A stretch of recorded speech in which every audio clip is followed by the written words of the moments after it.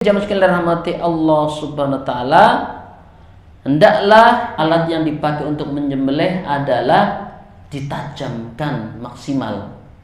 Ya, bila perlu diantarkan ke ahli ngasah bilah. Seperti saya sendiri itu ya, karena saya tidak bisa ngasah, diasahkan kepada ahli asah pisau atau golok. Karena untuk mencapai ketajaman maksimal ya. Di antara penjelasannya, dan menajamkan itu bagian dari adab dalam menyembelih, karena Rasulullah SAW menjelaskan bahwa menyembelih menggunakan alat yang dapat mengalirkan darah selain tulang dan kuku. Karena zaman dulu itu ada tulang dan kuku, untuk jadi tidak boleh mentang-mentang jempol kita ada kukunya ditajamkan untuk menyembelih ayam, nggak boleh ya. Tulang dan kuku bukan alat untuk menyembelih. Jadi alat tersebut bisa mengalirkan darah. Nanti penjelasannya sedikit ya. Kemudian di antara syarat dalam menyembelih adalah orang yang menyembelih adalah muslim ya, laki-laki atau wanita. Tapi saya pernah sekali melihat wanita nyembelih, dan itu boleh kalau berani dan kalau bisa ya. Dan itu kebetulan yang kotorunya menyembelih adalah lulusan peternakan, jadi menguasai teknik penyembelihan ya. Boleh hukumnya, apalagi ibu-ibu yang nyembelih ayam secara umum ya, boleh ya, asal aman. Dijelaskan juga annamro'atan dzabahat syatan bihajarin fasu'ilan Nabi sallallahu alaihi wasallam an dzalika fa'amara bi akliha, bahwasanya seorang wanita menyembelih seekor kambing dengan batu ya. Zaman dulu ada dengan batu.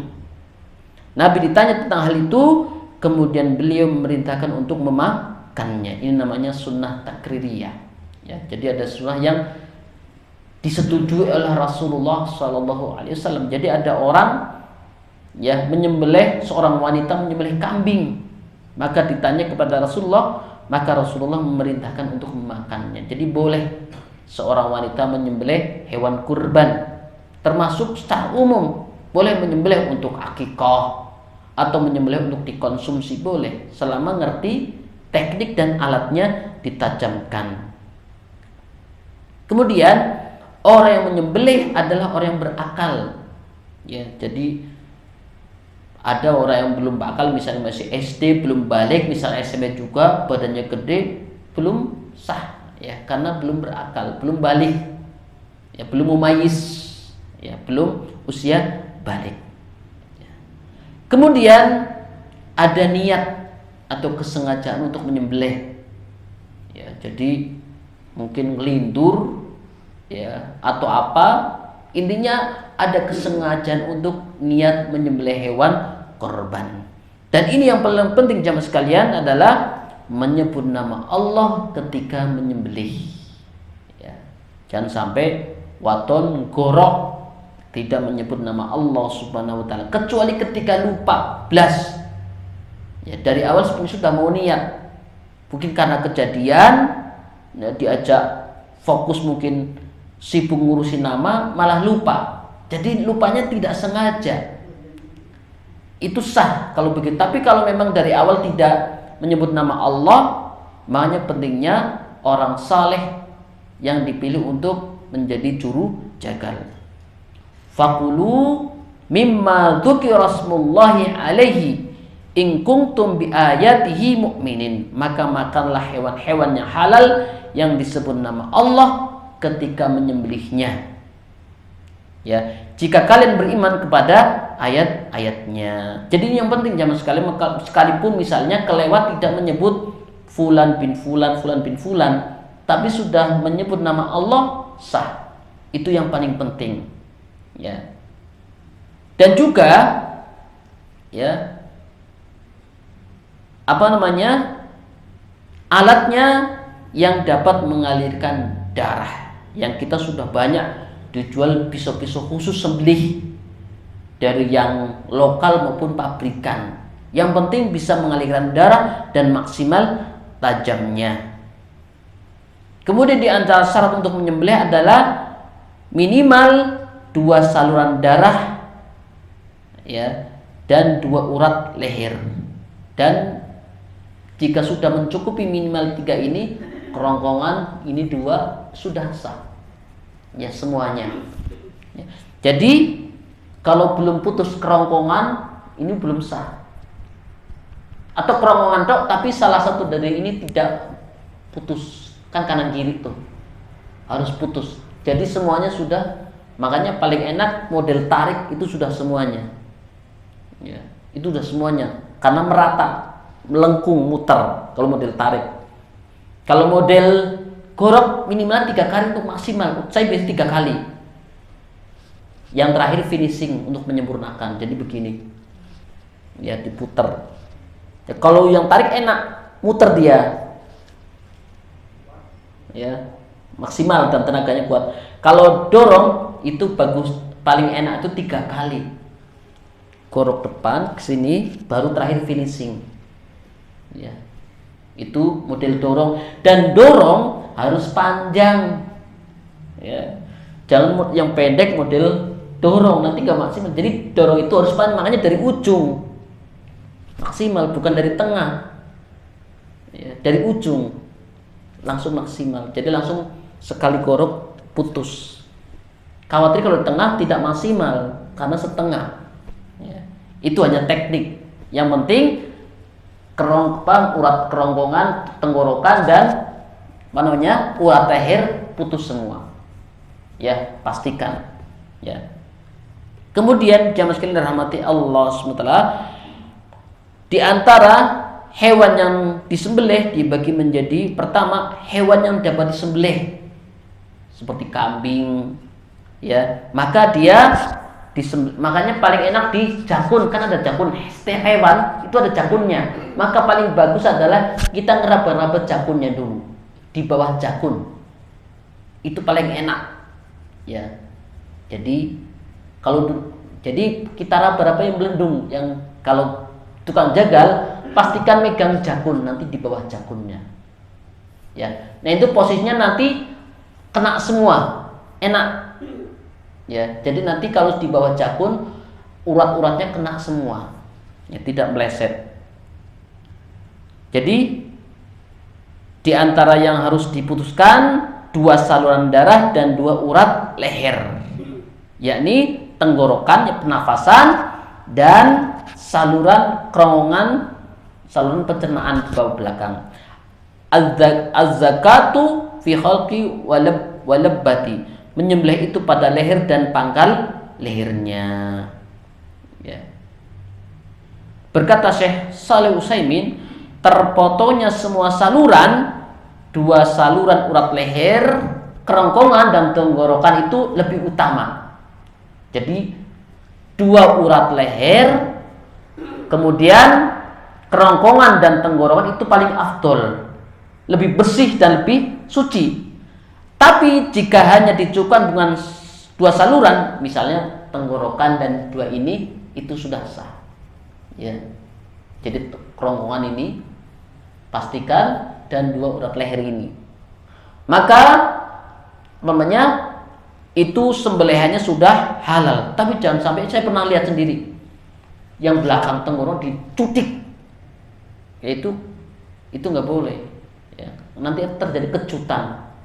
Jadi sudah, jadi sekali ini saja sudah, ya. Jadi saya pernah lihat belakang ikan dan tenggorokan dicutik, ya. Makanya paling bagus itu yang kalau dorong maksimalkan dari ujung golok, jadi langsung ke kena, ya. Adapun hewan yang tidak dari sembelih seperti onta, ya, hewan yang tidak dapat sembelih karena kasus tertentu, misalnya ucul, ya, kuat sapinya, jantan, brigas. Saya pernah, ya, ikatannya lepas, saya narik sapi gede, akhirnya belangkrok di pohon kepok, ditarik saya sama sapinya gede banget, ucul, wah, alhamdulillah kena. Nah, tapi kalau ada kasus sapinya susah ditangkap, lari, tembak, dilumpuhkan. Ya, kalau dulu pakai panah, boleh. Setelah lumpuh baru disembelih di mana dia jatuh. Ditembak, ya, misalnya ditembak yang paling vitalnya biar yang penting lumpuh, boleh. Ya. Dan boleh kalau langsung mau misalnya nembak profesional, boleh langsung yang mematikan boleh. Itu statusnya seperti hewan buruan. Sekalipun mati, tapi nembaknya pas bismillah. Ditembak langsung mati misalnya di tempat yang vital. Inna hadhil ibil awabita ka awabitil fahshi fa idza khalabakum minha syai'un fa asna'u bihi kada kada. Sesungguhnya unta itu memiliki sifat liar seperti liar hewan lainnya. Apabila ada unta yang lari, maka lakukan seperti itu dipanah. Ya. Kalau masih sempat disembelih, sembelih. Tapi kalau karena profesional langsung mengenai yang vital langsung mati, sah karena sifatnya seperti hewan buruan. Ya. Atau misalnya baru sekali sembelih ucul, ya itu sah disembelih lagi.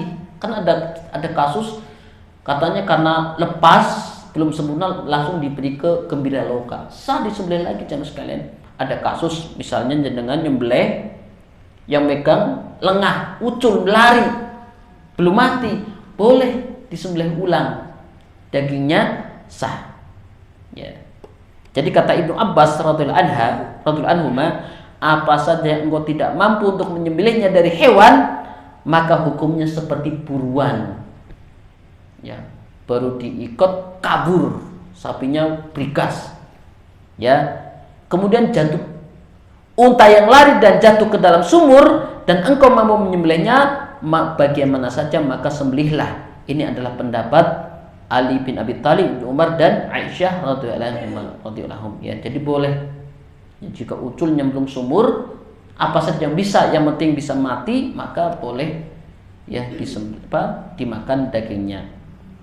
Kemudian adab-adab ketika akan menyembelih. Ini sebelum menyembelih. Ya. Pertama, membawa hewan dengan baik, tidak dipecuti. Ya, ikatannya tidak kencang. Makanya di tempat saya itu, nggak tahu sekarang masih apa enggak, dulu waktu saya kecil itu 1 hari sebelum disembelih dibawa ke sungai, ke kali, dimandikan yang bersih. Kemudian ketika diarak menuju tempat sembelihan, dikasih kain kafan, dikasih wewangian. Masya Allah. Ya, itu tempat saya. Jadi saya belum pernah lihat. Ya, kadang bulunya masih kotor. Ya, di tempat saya dulu masih. Ya, jadi hewan yang mau disembelih itu wangi. Ya, itu bukan keutamaan, tapi yang jelas secara umum membawa hewan kurban ke tempat penyembelihan dengan baik, dengan perlakuan, ya, jangan dipukul. Makanya di dalam riwayat ya, Umar bin Khattab pernah melihat seorang menarik dengan kasar hewan yang akan disembelihnya. Maka beliau mengatakan, celaka engkau, bawalah kambing itu menuju kematiannya dengan baik. Ya. Kemudian menajamkan alat sembelihan tadi yang disinggung. Ya. Jadi sunnah itu diperintahkan kita untuk menajamkan ya alat untuk menyembelih. Innallaha katabal ihsana ala kulli syai'in fa idza qataltum fa ahsinul qitlata wa idza dabahtum fa ahsinudz dzibha wal yuhidda ahadukum syafratahu wal yurih dzabihatahu. Sesungguhnya Allah mewajibkan berlaku baik kepada segala hal. Maka jika engkau membunuh, bunuhlah yang baik, dan jika engkau menyembelih, maka sembelihlah dengan cara yang baik, dan hendaklah memejamkan mata, menajamkan pisau, dan menyenangkan hewan yang disembelihnya. Ya, dipuk-puk. Ya, biasanya saya kadang ngelus-ngelus dulu sebelum menyembelih jamaah sekalian. Dipuk-puk, dielus-elus kepala. Hewan juga kerasa kalau disayang oleh manusia. Kadang kepalanya dilulus dulu, ya kalau sudah pastikan posisi bahan, biasanya tidak langsung disembelih, dilus-lus dulu saya perutnya atau kepalanya. Kalau sudah merasa nyaman baru nyes. Ya. Jadi jangan diinjek-injek, saya pernah kepalanya udah diinjek. Beda dengan kambing boleh, tapi intinya itu perlakukan dengan baik, bikin nyaman. Makanya jangan sampai ketika kita menyembelih hewan, hewan yang lain melihat, ditutupi, ya, pakai terop atau pakai spanduk dan sebagainya, ditutupi, jangan sampai hewan yang lain melihatnya. Kemudian tidak menampakkan pisau kepada hewan sampai ngasah pisau depannya sapi, nggak boleh. Jadi sapinya itu ngelihat goloknya nanti mengkilap, nggak boleh. Tidak boleh mengasah di depan sapi yang akan disembelih, itu melukai, ya, sapi, ya. Afala qabla hadza aturita an tamitaha mautatain, kata Rasulullah, apakah sebelum ini kau ingin membunuhnya 2 kali? Jadi orang yang mengasah golok di depan hewan yang disembelih itu yang menyakitkan hewan. Masya Allah, itulah indahnya Islam, ya. Jadi tidak boleh menyakiti hewan yang akan kita sembelih dengan menyembelih di depan hewannya. Berkata Syekh Shalih Utsaimin rahimahullah, tidak boleh menajamkan golok di depan hewan yang akan disembelih, karena Rasulullah SAW memerintahkan menajam pisau dan tidak memperlihatkannya kepada hewan sembelihan, ya. Maka berikutnya melakukan nahar. Nahar untuk unta adalah menusuk leher. Jangan nonton di YouTube ditusuk, ya, karena lehernya panjang. Jadi khusus untuk unta itu leher bawah dekat dada itu ditusuk, yang namanya nahar, ya. Unta dinahar dalam keadaan berdiri dan kaki depannya yang sebelah dalam kondisi terikat. Bisa nonton di YouTube cara nahar pada unta.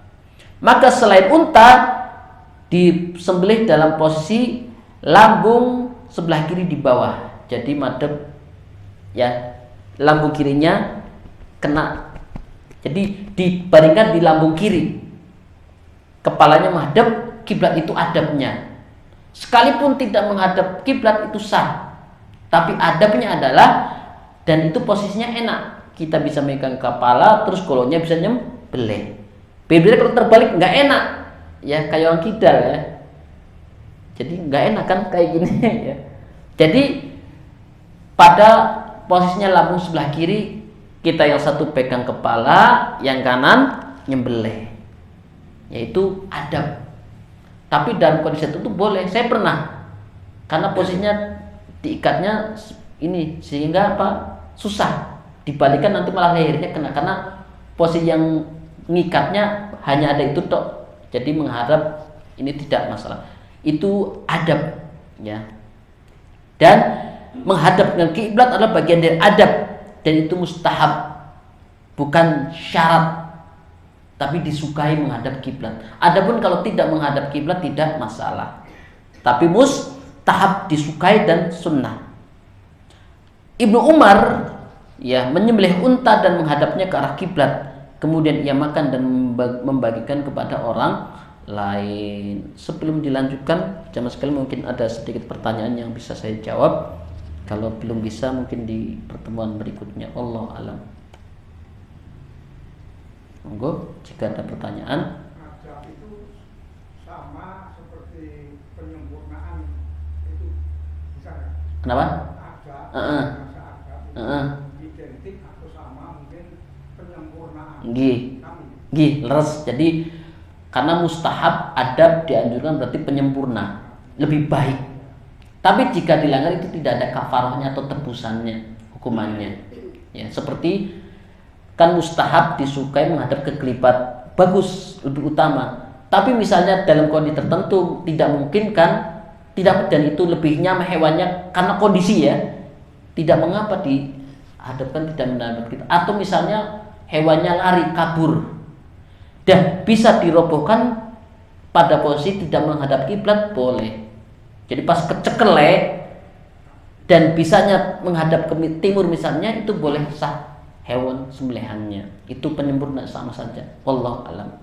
Di antara badan khusus ketika menyembelih yang diajarkan Rasulullah, pertama Bismillahi Allahu Akbar, Allahumma taqabbal. Nah ini dia, Allahumma taqabbal hadza anni min fulan masdeki jenengan. Itu ada khusus ini diajarkan. Jadi yang nyembelih Jadi Allahumma taqabbal hadza anni, atau hadza siapa Abdullah disebutkan, itu doanya seperti ini, Allahumma taqabbal min, tapi bismillah dulu, bismillah, Allahu akbar, Allahumma taqabbal min fulan, min fulanah dibaca, misalnya sapi dibaca semuanya. Ini doa khususnya seperti ini. Ya, tidak ada yang, jadi secara khusus yang mendoakan adalah yang nyembelih. Tapi kalau yang nyembelih sendiri, ini hadza anni, ini dari saya. Misalnya jenengan tak sembelih dewek misalnya, doanya ini Allahumma taqabbal, Allahumma hadza anni, ya Allah kabulkanlah ini dari saya. Ini kalau yang menyembelih pribadi. Tapi kalau tukang jagalnya, Allahumma taqabbal an fulan, atau langsung sebutkan saja Allahumma taqabbal an fulan dan sebagainya. Itu seperti ini doa khususnya, itu bagi tukang jagal. Tapi kalau dia yang sendiri, hadza anni, udah cukup, ini dari saya. Atau mau ditambah lagi boleh, biar satu keluarga sekalipun yang sudah meninggal dapat semuanya. Aw an ahli baiti, atau yang ringkas juga, bismillahi Allahu akbar, Allahumma minka walaka anni. Itu doa alternatif yang kedua. Jadi bismillahi Allahu akbar, Allahumma minka walaka anni, atau Allahumma minka walaka an fulan, an Maimunah, Maisarah, Aisyah, dan fulan dan fulana. Itu ada dua yang diajarkan oleh Rasulullah Shallallahu Alaihi Wasallam. Jadi itu doa khususnya, ya. Kemudian catatannya bahwasannya apabila seorang muslim yang menyembelih lupa basmalah, maka tetap sah dan halal karena memang tidak sengaja. Ya, ini mayoritas ulama Hanafiyah, Malikiyah, Hambali. Ya. Kemudian apabila tukang jagalnya bisu dengan isyarat, mungkin ya isyarat boleh. Ya, berkata Syekh Shalih Utsaimin dapat menggantikan dengan isyarat. Ya. Kemudian secara umum ketika kita mendapat daging tidak boleh menanyakan ini disembelih secara bagus enggak. Jadi ada seorang ya nanya cara penyembelihan. Ya, ini nyembelihnya benar Pak enggak? Anna qauman qalu lin Nabi sallallahu alaihi wasallam inna qauman ya'tuna bil lahmi la nadri adhkuris adzuki rasmullahi alaihi amla faqala samullah alaihi antum wa kulluhu qalat wa kanu hadisi ahdi bi kufrin. Ada seorang datang kepada Nabi, ada sekelompok orang yang memberi kami daging, namun kami tidak tahu apakah dibacakan bismillah ya atau tidak. Maka Nabi menjawab, bacalah bismillah oleh kalian dan makanlah. Makanya jenengan makan di tempat-tempat kentak dan sebagainya nggak tahu itu bismillah sudah mewakili. Ya, karena ada orang saklek banget ini nyembelih ayamnya bismillah apa enggak. Kan mayoritas kita muslim. Ya. Jadi tidak perlu nanya, ini bacanya pas di Rocket Chicken ya. Ditanya, Mbak nih kasirnya ini baca bismillah enggak? Enggak perlu. Jenengan cukup bismillah. Karena Indonesia sudah mayoritas muslim. Saya pernah dengar langsung orang ngomong itu kan diberi ayam tuh baca bismillah enggak, itu McD-nya itu Kentucky Rocket Chicken Olive itu bismillah enggak di juragan ayamnya. Enggak perlu nanya, cukup bismillah dan makanlah. Jadi tidak perlu ragu ya. Atau dapat hadiah, dapat tetangga ingkung, jangan kok nanya ribet, ini bismillah enggak perlu. Ini itu malah tersinggung malah ya. Jangan dapat ayam ingkung malah nanya ini bismillah enggak pas nyembelih ya. Jangan cukup pas makan baca bismillah. Islam itu simple jamaah sekalian. Ya itulah keindahan agama Islam. Berkata Syekh Shalih Utsaimin, tidak ada keharusan untuk menanyakan cara menyembelih yang dilakukan orang muslim ya ketika kita mendapatkan hadiah ayam. Maka apakah bismillah atau tidak Ya, bahkan kata beliau hal tersebut tidak pantas untuk dilakukan. Nggak boleh nanya-nanya. Karena itu termasuk sikap berlebih-lebihan dalam beragama. Ya, karena Nabi Muhammad SAW sendiri memakan sembelihan Yahudi tanpa bertanya lebih dahulu. Lihat, sebagaimana kasus yang terkenal, Nabi Muhammad diberi ya kambing, kita kambing guling. Nabi Muhammad tidak menanyakan, ini baca bismillah enggak? Tapi Nabi Muhammad memakannya. Ya, ini dari Yahudi. Ya, padahal orang Yahudi sudah melumuri bagian pahanya racun. Karena sebelumnya sudah nanya, Nabi Muhammad itu paling seneng apa itu? Bagian kambing, pahanya. Maka orang Yahudi tersebut memperbanyak melumuri racun pada pahanya di sirah nabawiyah. Luar biasa. Nabi enggak nanya, ini sembelih pas disembelih bismillah enggak? Tidak nanya kepada Yahudi, tapi dimakannya. Apalagi kita sudah paham mayoritas negara kita muslim, kok ketika jenengan dapat ingkung yang memberi ini bismillah enggak, itu berlebihan dalam beragama, kata Syekh Saleh Utsaimin. Kemudian jamaah rahmati Allah sebentar, tidak mengapa kalau pas nyembelih saking tajamnya kepotong langsung ucul. Iya, saking tajamnya. Misalnya kambing, biasanya nyembelih sapi, nyembelih kambing tenaganya kan beda, langsung prol. Boleh. Idza qata'a ar-ra'sa fala ba'sa bih. Apabila memotong lehernya, maka tidak mengapa. Tapi yang terlarang jamaah sekalian dirahmati Allah SWT, ya,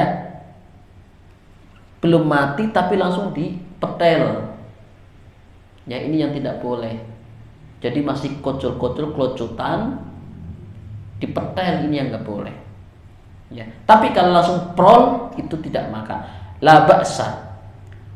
Kemudian apabila mungkin ada orang nyembelih kambing hamil atau sapi hamil, ya, misalnya gini, ya, tadi mana kelewat. Apabila induk hewan disembelih lalu ada janin dalam kandungannya dalam keadaan mati, maka ya janin tersebut boleh dimakan tanpa menyembelih. Ya, jadi jenengan nyembelih kambing, di dalam ada bayinya ikut mati, maka itu bayinya halal Pak Bu. Ya, tidak perlu disembelih lagi. Ya, jadi kalau nyembelih kambing betina ada bayinya dan ikut mati, maka kambingnya halal bayinya itu. Ya, tapi belum pernah ya. Katanya lebih gurih. Qul in syi'tum fa inna dzakatahu dzakatu ummihi. Makanlah jika kalian menghendaki, karena menyembelih adalah dengan menyembelih induknya. Ya, jadi kalau ada induk kerbau, sapi, kambing disembelih dan janinnya mati, itu sama saja sudah disembelih. Tapi jika keluar dalam keadaan hidup, maka tidak boleh dimakan kecuali disembelih dahulu. Jadi pas dibedah masih hidup, ya maka tidak boleh dimakan kecuali sudah disembelih terlebih dahulu. Ya. Kemudian jamaah rahmati Allah SWT, dimakruhkan melakukan tindakan-tindakan yang menyakitkan. Seperti apa? Memotong leher ketika belum mati. Makruh. Ya. Jadi misalnya masih kelojotan dikuliti, nggak boleh. Nggak sabar tukang keletnya. Ya. Tukang keletnya udah mentang pisaunya tajam masih baru semangat. Belum mati sudah dikeleti, itu makruh. Atau belum mati dipotong lehernya, nggak boleh, makruh. Disamain oleh beliau Muhammad Syekh Saleh Utsaimin. Ya, ini adalah menyakiti hewan. Ya, demikian jamaah sekalian rahmati Allah Subhanahu wa taala, ya, di antara adab-adab dalam atau sunnah-sunnah dalam menyembelih. Ya, itu juga dilakukan untuk secara umum penyembelihan yang dikonsumsi. Ya, sebagai bentuk adab kita sebagai muslim kepada hewan sembelihan. Wallahu alam, demikian jamaah sekalian rahmati Allah Subhanahu wa taala. Mudah-mudahan ada manfaatnya. Kurang lebihnya mohon maaf. Aqulu qouli hadza astaghfiruh innahu wal ghafurur rahim. Subhanakallahumma bihamdik asyhadu an la ilaha illa anta astaghfiruka wa atubu ilaik. Wassalamualaikum warahmatullahi wabarakatuh.